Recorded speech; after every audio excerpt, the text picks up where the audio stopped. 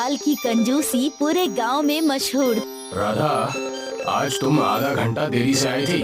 तुम्हारे 10 घंटे की दिहाड़ी है 100 रुपए, पर तुम आधा घंटा लेट आई थी, इसलिए तुम्हारी दिहाड़ी हुई 95 रुपए। ठीक है। हिसाब किताब में एकदम पक्का हूँ। कल से समय पर आ जाना, समझी? जी मालिक।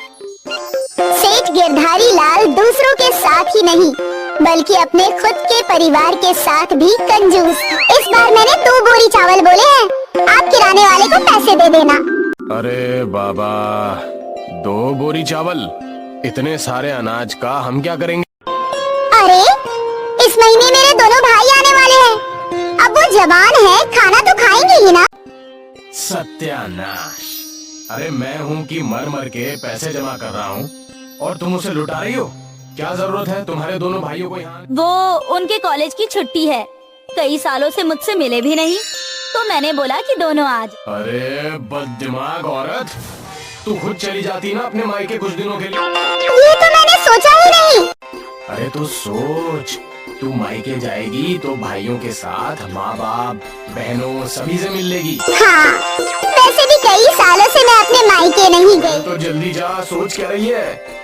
मैं कल ही तेरी टिकट करवाता हूँ। ठीक है। गिरधारी लाल ने 1 बोरी अनाज बचा लिया और वो बहुत खुश था, पर उसे क्या पता था कि उसकी पत्नी का मायके जाना उसे इतना ज्यादा महंगा पड़ेगा। शाम को रेणुका बाजार से ढेर सारी शॉपिंग करके लौटी। अरे बाप रे, ये सब क्या है? शॉपिंग है और क्या? पर इतनी सारी? हाँ, अब जब मायके जाऊंगी तो खाली हाथ थोड़ी ना जाऊंगी। आपकी इज्जत का भी तो सवाल है, वरना मेरे मायके वाले कहेंगे कि रेणुका का पति तो कंजूस है, कुछ भी नहीं भेजा। आपको पता है, मैंने फिर भी आपके बहुत पैसे बचा लिए हैं। और वो कैसे? मैंने ये सब सेल में खरीदा है, 50% की छूट पे। हे भगवान, कोई तो इस बेवकूफ को समझा दो। तू चाहे सेल में खरीद या ना खरीद, फिर भी पैसे तो गए हैं ना? हाँ, वो तो है। गिरधारी लाल अपनी पत्नी को डांटता रहा, पर क्या फायदा, गिरधारी लाल के पैसे तो चले ही गए। खैर, अगले दिन गिरधारी लाल की पत्नी ट्रेन में बैठकर अपने मायके चली। अब कम से कम कुछ दिनों तक मेरे पैसे बचे रहेंगे। कुछ दिनों के लिए गिरधारी लाल बहुत खुश था। उसके घर में राशन भी बहुत कम ही आ रहा था। वो रोज रोज दाल चावल बनाकर खा रहा था। इसे कहते हैं ना पैसों की बचत। वरना रेणुका होती तो ये लाओ, ये सब्जी, वो पनीर, बाप रे बाप, कितने पैसे नष्ट हो जाते मेरे। लगभग 1 महीने बाद रेणुका लौट आई और अब गिरधारी लाल के चेहरे पर उदासी छा गई। ये सब सामान लेते हुए आना। हाँ, 5 किलो शक्कर, 4 किलो दाल, 2 किलो घी, 10 लीटर तेल, इतने सारे सामान की जरूरत कैसे नहीं है? अब 2 लोग होंगे तो इतना खाना तो खाएंगे ही ना। अरे तू औरत है या राक्षस है? इतना सारा सामान? अब आप जो भी बोल लो, ये सारा सामान तो आपको लाना ही होगा। गिरधारी लाल रेणुका को समझाता रहा कि खर्चा कम कर दे, पर रेणुका कहाँ सुनती। वो अपने पति की कंजूसी से वाकिफ थी। फिर एक दिन रेणुका की तबीयत खराब हो गई, उसे हॉस्पिटल ले जाया गया। मुबारक हो, आपके घर में एक नया मेहमान आने वाला है। अरे मुझे कोई मेहमान नहीं चाहिए। मैं बोल रही हूँ कि आपकी पत्नी गर्भवती है, आपके घर में एक छोटा बच्चा आने वाला है। ये सुनकर गिरधारी लाल खुश हुआ, पर फिर वो पैसों के बारे में सोचने लगा। बच्चा आएगा मतलब खर्चे बढ़ जाएंगे, उसका खाना, उसके कपड़े, उसकी पढ़ाई का खर्च। हे भगवान! गिरधारी लाल के चेहरे पर 12 बज गए थे। ये देखकर उसकी पत्नी समझ गई। जरूर आप पैसों का सोच रहे होंगे, है ना? हाँ, क्यों ना सोचूं? आखिर पैसे तो मेरे ही जाएंगे ना। हाँ तो क्या हुआ, बेटा भी तो आपका ही है ना। अरे वही तो समस्या है।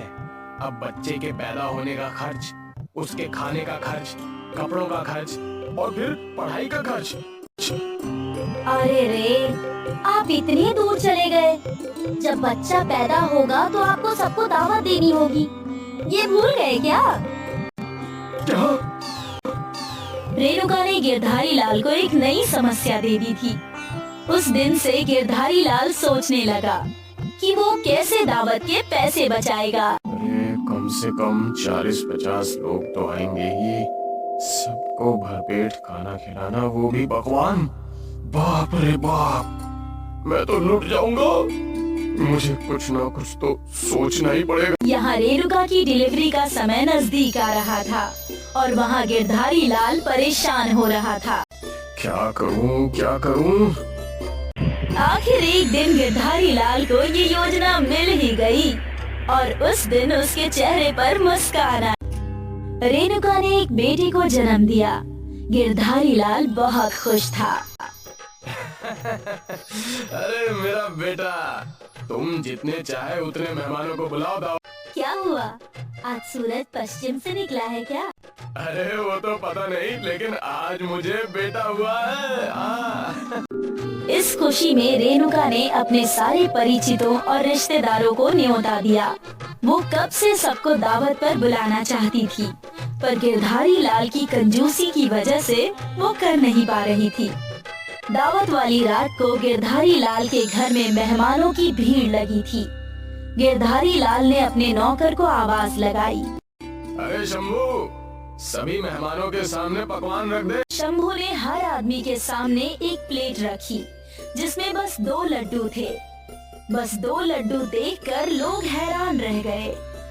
अरे ये क्या, बस 2 लड्डू? अरे आप कंजूस से और क्या अपेक्षा कर सकते हैं? अरे कम से कम यहाँ बुलाकर हमारा अनादर तो नहीं करना चाहिए था। लोग उठकर जाने ही वाले थे कि अरे अरे रुके रुके रुके, ये आपका अनादर करने के लिए नहीं, बल्कि ये एक खेल है। आपके सामने 2 लड्डू हैं, जब आप वो खा लेंगे तो 2 और लड्डू रख दिए जाएंगे, फिर 2 और ऐसे करते करते आप बेहिसाब लड्डू खा सकते हैं। और हर लड्डू खाने के लिए आपको 10 रुपए में। क्या कहा भैया, 10 रुपए? अरे वाह वाह वाह वाह वाह, ये लड्डू आपको बिना हाथ मोड़े और बिना मुंह को प्लेट में लगाए खाना होगा। अरे भला ऐसे भी कोई खा सकता है क्या? जरूर, ये कंजूस हमें कुछ खिलाना ही नहीं चाहता। हाँ बिल्कुल, लगता है ये इसका कोई षड्यंत्र है। खाना खाने बैठे सभी लोग गिरधारी लाल की कंजूसी समझ चुके थे। इसी भीड़ में एक समझदार युवा था, गणेश। गणेश को एक तरकीब सूझी। वो सरपंच के पास गया और उन्हें अपनी योजना बताई। वाह, ये तो बहुत ही अच्छा आइडिया है। गणेश ने सभी गांव वालों को एक एक करके अपनी योजना बता दी और सारे खुश थे।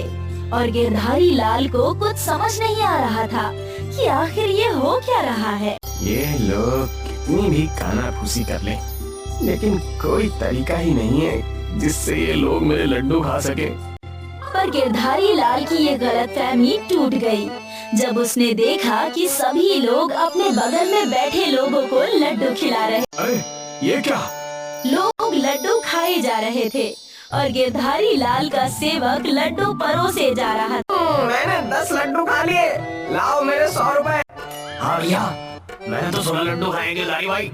ये आपका अच्छा था, लड्डू भी खा लिए और पैसे भी दोगे। ये खेल रोज खेला करो। पैसे ले और निकल यहाँ से, चल।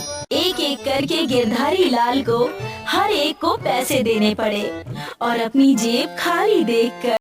ये दावत तो मुझे बहुत महंगी पड़ी। काश मैं लोगों को अच्छे से दावत दे देता, कम से कम मेरा खर्चा कम होता। इसलिए आपको हमेशा बोलती हूँ कि इतनी कंजूसी भी मत किया कीजिए, पर आप मेरी सुने तब ना। अब गिरधारी लाल बस अपना सिर पकड़कर बैठा था। वो करता भी तो क्या, उसके इतने सारे पैसे लुट चुके थे।